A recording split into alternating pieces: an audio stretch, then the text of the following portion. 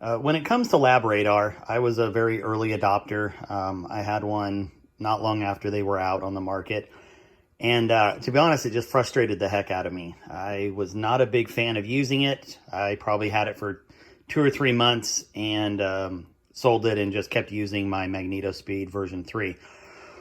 And, I'm not one of these people that really subscribes to the fact that you can't do load development with a MagnetoSpeed, and I've done it for a long time and I've never had problems. However, I've always wanted and appreciated the features that the LabRadar offers. And I'm not talking about just, how it detects and picks up shots. I'm talking about, the app interface, and it just has a better tracking ability of all the shots versus MagnetoSpeed and how you have to pull that information in. And so I really wanted to use one. And I had an opportunity to pick up another LabRadar from somebody. And I thought, well, heck, I'll give it another try. And in doing so, I came across this company called JKL, and I'll put a link in the description there. But they make this little $35 attachment that has literally changed my life with LabRadar. So let me explain. LabRadar was the bane of my existence for a couple reasons. One, for anybody that owns one, you know that typically you have to have the LabRadar even with the muzzle.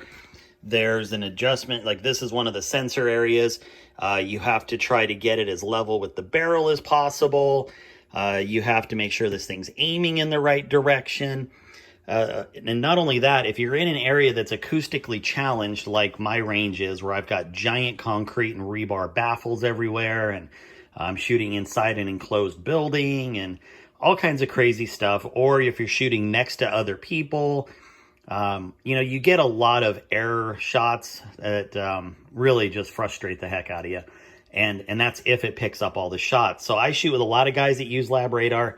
And honestly, every night, we shoot every Tuesday, and there isn't a night that goes by where somebody isn't bitching and moaning about their LabRadar and missing shots. And, maybe they were doing load development, and because of it, they missed a shot during a round robin and they didn't find it. And now all their testing's useless. And anyway, there's a whole list of problems that people run into with LabRadar, for as good as they are. I mean, they are an amazing machine. But this $35 will bring back any lost sanity that you have had with LabRadar. And so this is what it looks like. It's just a little thing. It's basically like an inertial or kinetic trigger. It plugs in down here to the lower, just as the audio port. Of course, there's the power port. And you want to mount it, it just mounts with Velcro. And you just want to mount it as far forward on the gun as possible. Now, this is my Macmillan Kestrel, and it's the ZR, so it's got the big rail up front, and it moves, there's quite a bit of recoil. So in this particular case, if I was to try to put it up here, which is where I really would like it, this stock is going to recoil 2 or 3 inches every time I run the chance of knocking it off. So I've moved it back here, and I have found that it works fantastic. I will show you in a minute on one of my other stocks what I've had to do. But the point being, this needs to feel the snap of the recoil to trigger the LabRadar to look for a shot. Now, one of the great benefits of this system is that it doesn't matter where this is now. I usually run mine probably way back here. So, a good 8 to 12 inches behind the muzzle. I've run it, literally all the way over here, and never had a problem picking up shots. The other nice thing is that because you go into the settings and you actually change it from Doppler to trigger, it will no longer look for shots coming out of anywhere else. So you won't pick up any ghost shots from your neighbors.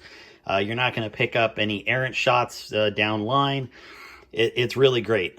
So let me just show you, even though I can't shoot, I've got a video coming up here in a second that you'll see me actually using it at the range, and you'll see how it picks up.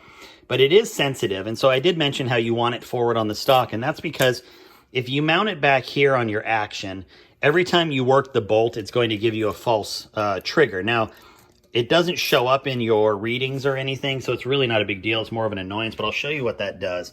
So we're going to go ahead and turn the system on. So it's looking for a shot. We're on a new series here, and all I'm going to do is go like this.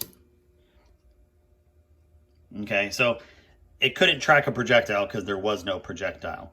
But that's what it's looking for. So it's really a neat system, and it's honestly probably the best 35 bucks you're going to spend if you have a LabRadar. I've literally had 15 or 20 people I've talked to buy these, and the people that are using them already agree that it turns a good system into an amazing system. I am now at the point where I haven't used my magneto speed in a while. I feel very confident in my LabRadar, picking up every shot that I need it to, and it's just made the whole experience that much better. So here's a quick video just showing my other stock, and you will notice on that video, so that's a wood stock, it doesn't have this big Z-rail on it, but that other stock actually rides even smoother than this in my in my Neo, and as a result, I had it mounted back here, and it just wasn't feeling any of the recoil, and so I actually moved it all the way up here, and because the stock rides differently and it doesn't move as much forward and back, the Kestrel is amazing. It just has a different dynamic to it. I shouldn't say the other one's smoother. It's a different system how it works, but my other wood stock doesn't move as much up in the front as this one does, and so I was able to mount it up here, and you kind of have to play with it. You may have to move the piece of Velcro around until you find what you want, but you know, take a look at this video, and hopefully it helps you.